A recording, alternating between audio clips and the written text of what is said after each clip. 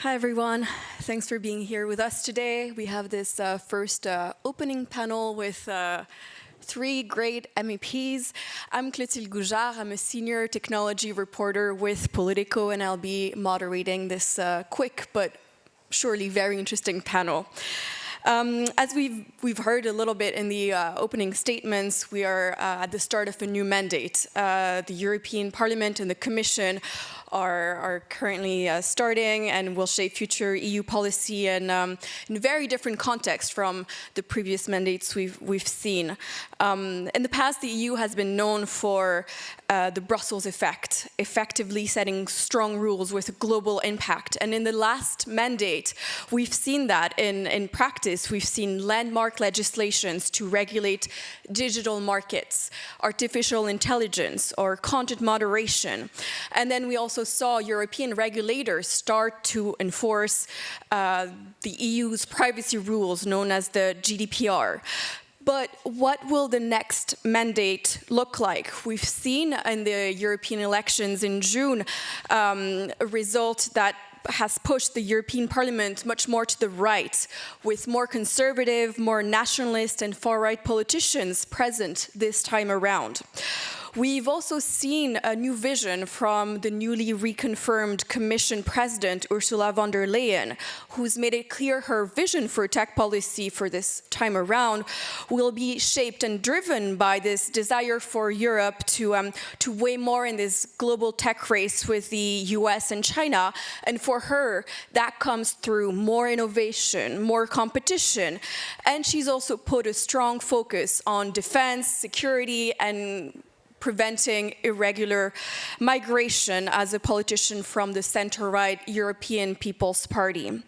In a few weeks, we will know if her nominee, Finnish politician and former EPP center-right MEP Hanna Virkkunen, will be confirmed by the European Parliament as the Executive Vice President for Tech Sovereignty, Security and Democracy. Her title speaks for the vision that von der Leyen has for her new mandate. So how do you, members of the European Parliament, see the role of tech and society in this new mandate? We have today with us Anna Cavazzini, who some of you know. She's been here for a while in the European Parliament, and she's a chair of the Internal Market Committee in the European Parliament. She's Greens from Germany. Next to her, we have Kim van Sparrentak. Welcome. Greens from the Netherlands, and last but not least, a new member from Portugal, from the Social Democrats, Bruno Gonçalves. Welcome to this panel. We'll start with a first question, pretty straightforward, but that will set the tone of the panel. I'll start with you, Kim. What will be your main priorities that you will fight for in tech policy for this new mandate and for Europe? Yeah, thank you very much. And it's great to see so many friendly faces here and familiar faces, and a lot of people that I have been in contact with but have never seen in person. So amazing to be here.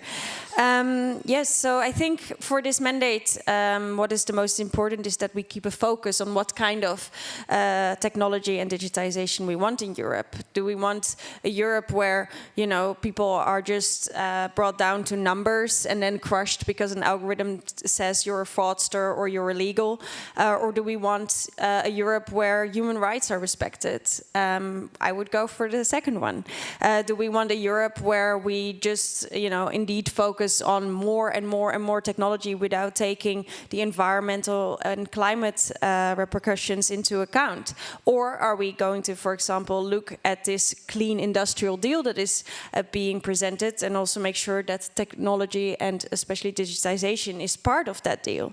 And for me particularly, I really hope that we can continue focusing on the effect of digitization and social media, but also our digital devices on our health and on society, making sure that we have way better enforcement and making sure that, you know, we deal with the algorithms that just push people into conspiracies and make it so that on a birthday party you cannot even talk with certain people anymore because you live in a different reality.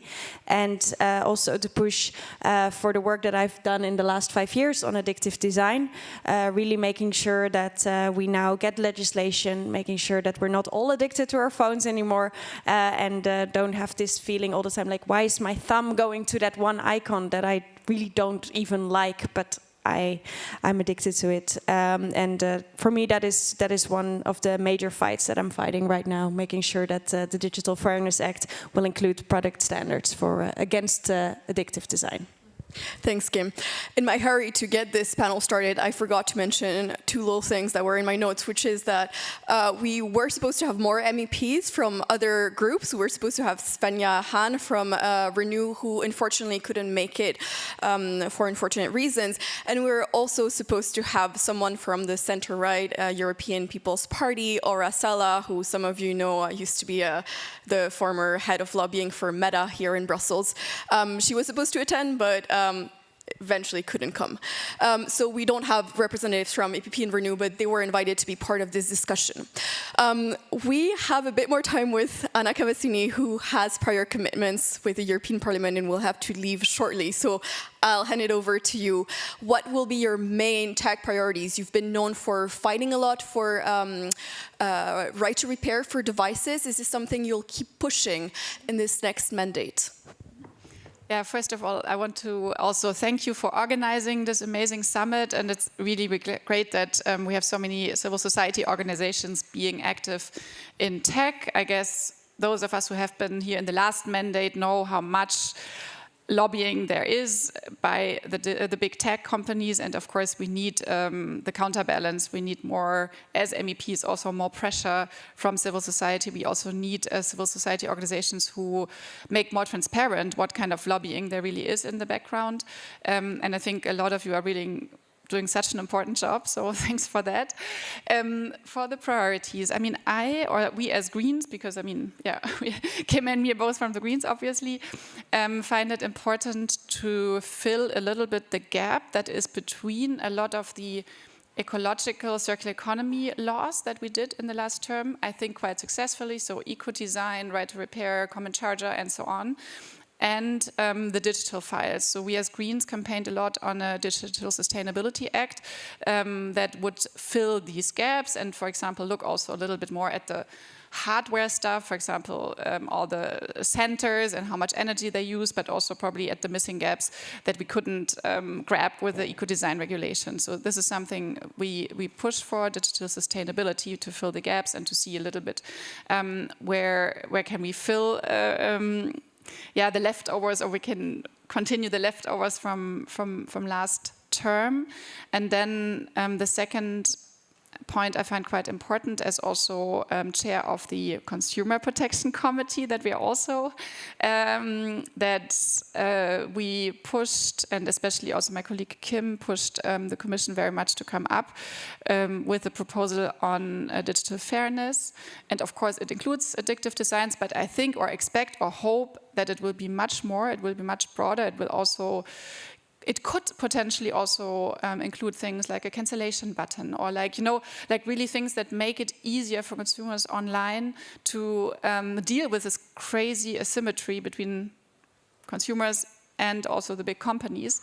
And a third topic, very quickly, and I think at least in Germany, where I'm from, it's a big debate. I heard it's in not all the member states like this. How do we deal also with new apps that promote overconsumption even more than before? How do we regulate e-commerce in a way that it is not only protecting our single market, but also the consumers and our environment? These are my 3 priorities for this term. Do you still have a bit more time, or do you have to go right now? Should we let you go? Right. The problem is at 10 we decide on the commissioner hearing, so I have to really... Pretty big deal. I think it's fair enough. We can let you go by now. It's more important. Thanks for being here with us today, Anna. It was a pleasure. And we'll just have to... Thanks, bye. Thanks. now we'll just have more time with Kim and Bruno. Bruno, we haven't talked to you yet. You're a new MEP, so I think a lot of people in this room might not know you that well. So can you tell us a little bit more about what your big tech priorities will be for the next mandate? Thank you very much. And thank you for the kind words on the three great panelists. I think that was quite a risk from your side, at least on my terms.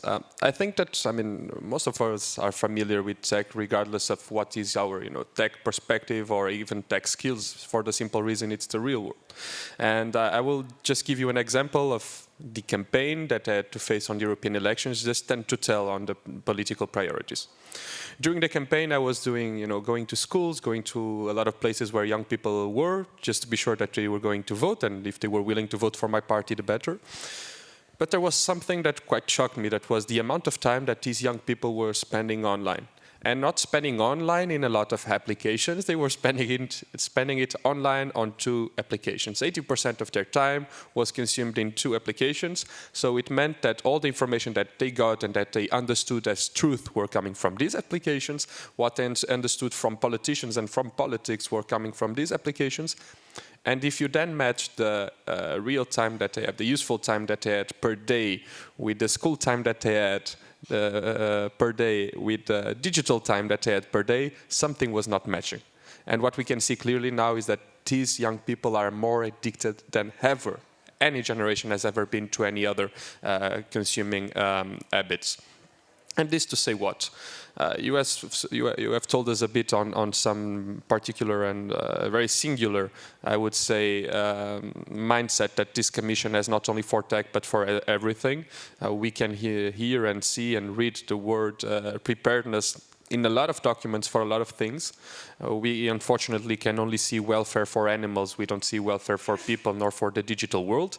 And I think that the path that the European Union needs to make is a simple one. First, you have said it, this EU bubble or this EU way that is a lot of regulatory impact in the different companies. I don't think that's a bad thing. And if we watch, for example, what's happening currently in the US or in Southeastern Asia, EU legislation taken from the last mandate is being now used to tackle a lot of challenges that they have. What we lack is not the innovation, because we have a lot of brilliant minds that are here. What we usually lack is the incentive to innovate or the big capital. And this is where we need to fix. We really believe, and I mean, we believe that we have the skills here in Europe to develop big companies, and also big companies that are within our regulatory framework. But we also believe that the companies that currently exist and that are operating, I would say, the biggest share of the market, they don't only need to comply with the rules that we are setting in the European Union, but they also need to pay our fair share. So if I was going to one of the key policies that I think is essential, and I remember that I've spoken about preparedness, welfare, justice. We need online and offline the same rules for everyone. And this also means that big companies should at least pay the same fair share that SMEs are paying in the European Union. It does not make any sense to me that companies that have capital gains of billions of dollars or euros, well, never euros, usually dollars, are paying gross less in taxes than SMEs that are developing brand new technology in Europe. And this was to focus mainly on the committees that I'll be following, so EDRi side and fiscal side as coordinator. I don't believe that we fix everything from the tech side, but since both Kim and Anna were speaking on the innovation side, I thought it was also interesting to bring the boring side of the conversation, that is the tax system, and that we really need to fix, because in 2028, 19% of the global GDP will be coming from tech and will be coming from big tech. This means that 1 out of each 5 euros will come as a generation of wealth from big tech. So if we don't want to fix it now, we will have a big, big problem, not only in tech, but also in societies, in not 10 years, in just 4. Thank you. Thanks.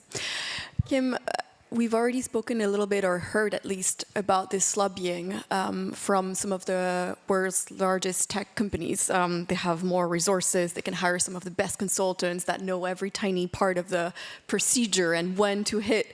I'm just wondering, we've also seen that some of the civil society and the NGOs that are present here today were able to have some influence on some big EU files. I'm thinking, for example, of the regulation on child sexual abuse material that some have called chat control, where their voices have been heard, for example. But I'm wondering, in the next mandate, how do you see the role of civil society in Brussels and beyond in Europe shaping EU policy? And you, as an MEP, what do you want to hear from them? What do you want to see from them? Well, I like this idea of the T-shirts, because it's really hard, you know, like to figure out who actually wants to talk with you. We get a lot of lobby requests, and it's often something called like cute little startups who want to talk with politicians or something, but then actually it's just a big tech corporation behind it. So you really have to do some in-depth research before you realize who you're talking with. And what I think the most important is to make sure that you are united, like you are here now. It's so great to see people from very different types of organizations coming together. I think it's been sometimes my biggest worry that, you know, also the conversations, because the conversations from the Commission side and from politician sides have been so siloed, sometimes it was also hard for civil society to get together and to really make sure that, you know, for example, the discussion about environment and technology could become one conversation, and really we could really push for certain aspects to, you know, be improved in legislation when, for example, it came to the environmental side of artificial intelligence, what one of the fights we really try to fight, and at least we'll have some transparency now with the new AI Act. So I think what is most important is that you stay united, because big tech doesn't need to be united. They have so much money. You know, one big tech company can produce as many lobbyists as are here in this room easily with the funds they have. So I think that is one of the most important things, I think, is that you are united and really work together, which you've done, and with great success. Indeed, if I see how the narrative has changed around chat control, for example, in the past 1-2 years, I mean, that's because of you.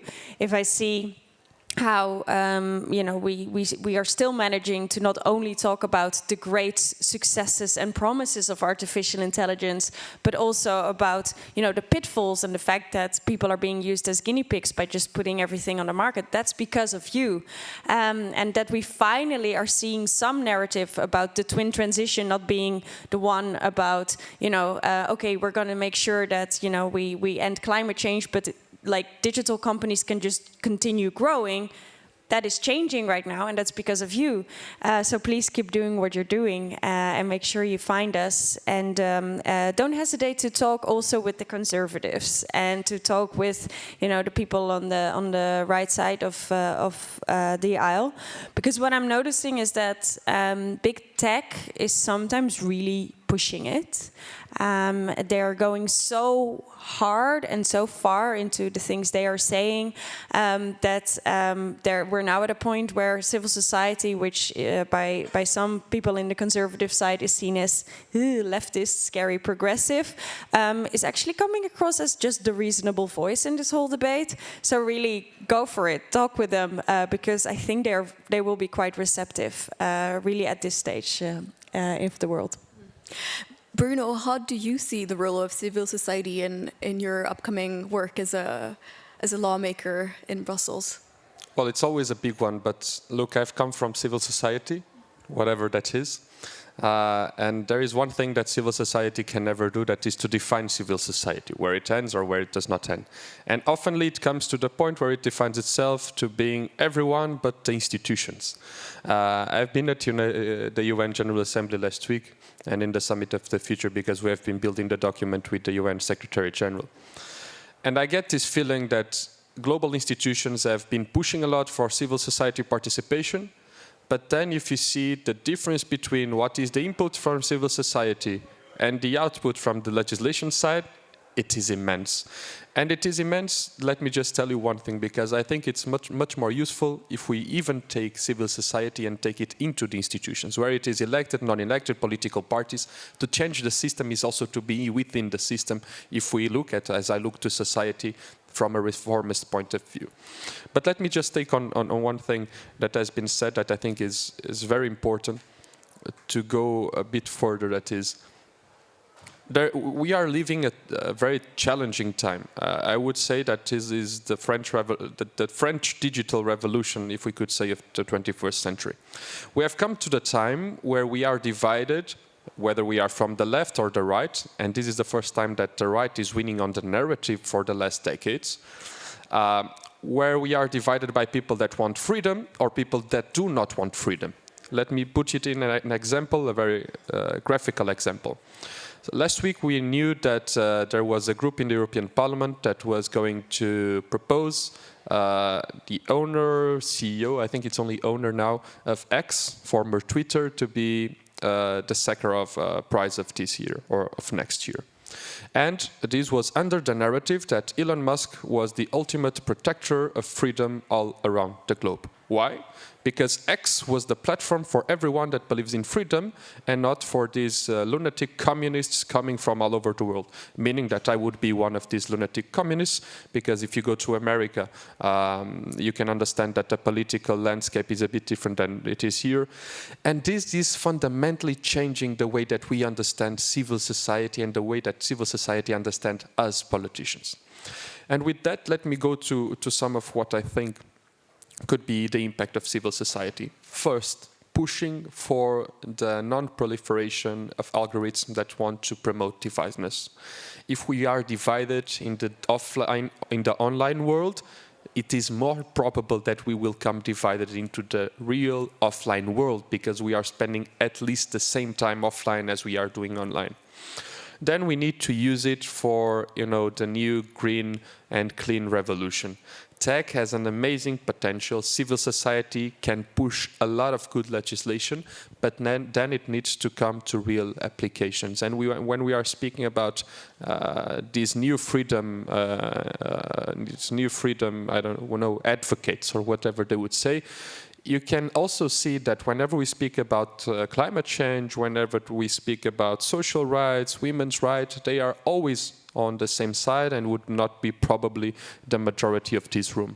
So we also need to be careful not only on the social rights, but on how tech is developed. Also, when we speak about clean tech investments, whether it is from farming, where, for example, we have had a good act, I think, from the last mandate. And when we were speaking to farmers over the elections, they were finally understanding that this piece of legislation was working in favor of them and not against them. But all the buzz that they have been hearing in social media was that the European legislators were working against farmers in Europe. And then I think that we need to put people at the core of the business. And not only consumers, it's really about people. We cannot think that we have the market on one hand and we have society or civil society on the other hand. Everything goes hand by hand. So if we don't promote the same values, if we don't promote and develop these new frameworks on the same basis that we have been developing our societies, we are facing now, but we will face a bigger risk, that is, we will come into a pre-revolutionary state in a lot of our communities, and that could be quite dangerous. Kim, something that has come up is sort of algorithm addiction to screens and so on, and you've been pushing on and have become a voice on this topic of digital fairness. According to the mission letter that Commission President Ursula von der Leyen sent to some of her commissioner designate, there could be a Digital Fairness Act coming in this next mandate. I was wondering for you, what would be the most crucial things that should be in this potential law, and what are the biggest challenges you foresee for it in terms of potential negotiations and even crafting of this legislation? Yeah, thank you. So Indeed. So for the people who don't know, last year I wrote an own initiative report on addictive design of digital products and services, and one of the main calls in there was to make sure that we, really embed product safety, in a sense, into consumer law, making sure that consumers are protected against addictive practices in online services. And one of the main calls in that was to make sure that we have the right not to be disturbed, which means in practice that you can decide which addictive features are on your phone rather than social media corporations or the people who design your phones, which I think is quite a fair ask, and also would be quite a different type of legislation compared to the legislation we've seen in the past mandate, because we will be way more prescriptive. We will, for example, say, no, you cannot have a combination of autoplay and endless scroll, because we know that is one of the most addictive ways of designing social media. So that is one of the things I really would like to push for. It will not only ensure that we're less addicted, but also will probably force these kind of algorithms to not promote the most addictive things at the top, which we know are things like conspiracy theories or very agitating content. So we could make sure that we also tackle that and be more prescriptive than, for example, in the Digital Services Act. Other things I think that are very important in the Digital Fairness Act are looking at online games, making sure that there we also have a look at loot boxes and other addictive features, making sure that we deal with cookies, making sure that we deal indeed with the cancellation button. If you can subscribe to a service online, it would be great if you can also unsubscribe to it online, which is not the current practice, and it's not a right, it's not in the law, but should be the case. I think the biggest challenge I see is the narrative that it's all about kids, that we should protect minors. And I think more and more countries everywhere in the world, also in Europe, we see this recommendation to ban social media for minors.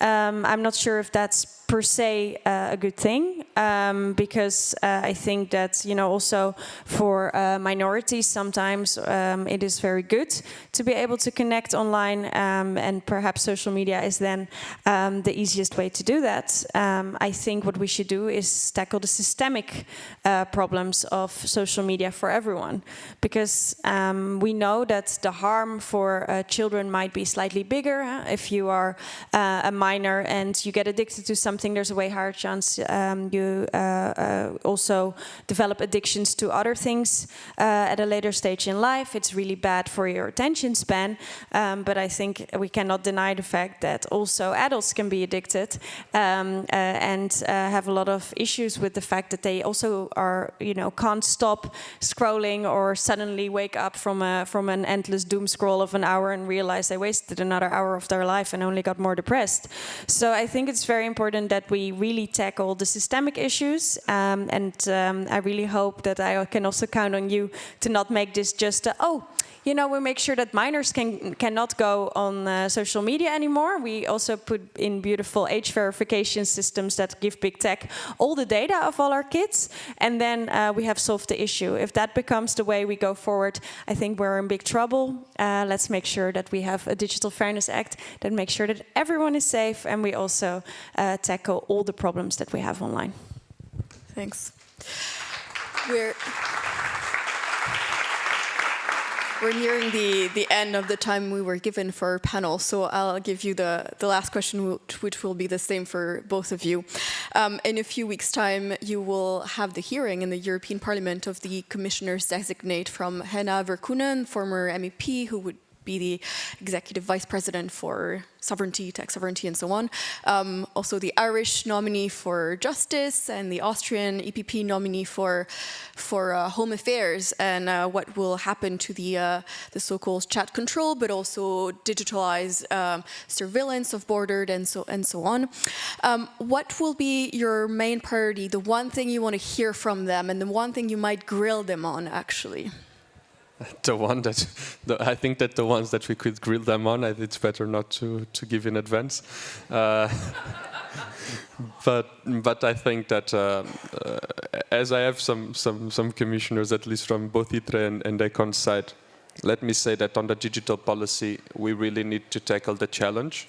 And look, I told you 20% of global GDP by 2028, this needs to mean something for the European Union. So if we want to create new jobs, if we want to fix the social elevator that people have been saying that is not working anymore for average people, we need to understand that this digital revolution, that these digital policies coming from the European Union need to incentivize good policies, of course, good practices, of course, but also good jobs.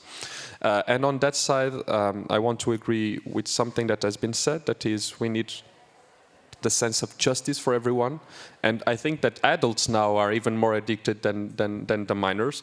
I saw that the first time in my family, the elder people were coming with Facebook on 2014, and they were like, I mean, I cannot use this, please help me with that.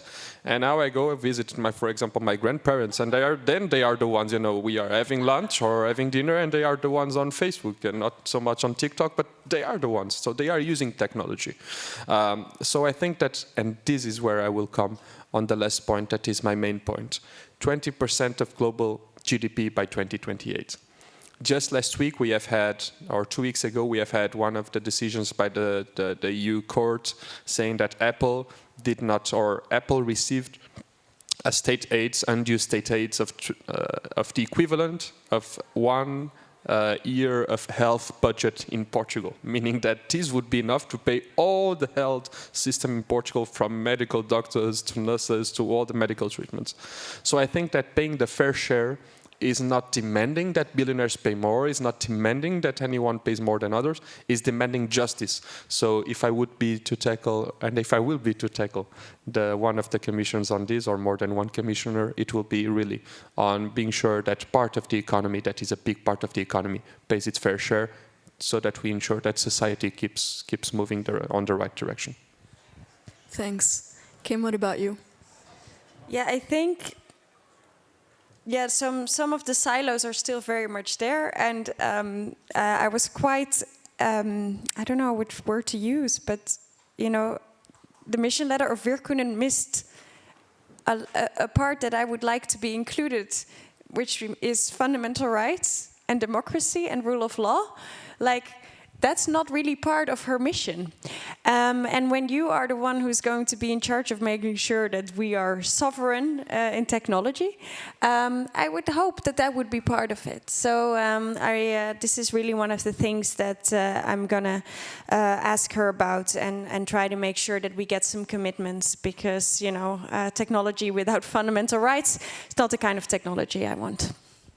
Thanks. I think we're at the end of our panel, and there's lots more today that will be very interesting. So I think it's a good time for us to stop. Thank you for being Thank you for being here with us today, Kim van Sparrentak, Bruno Gonçalves. Thank you so much. Thank you to all of you for being here. And now you can head over to all the other sessions on digital austerity, building a better internet, and there's an invite-only EU digital enforcement strategy that we're supposed to start at 10 a.m. sharp. So don't waste any time, and hurry up. Have a good day.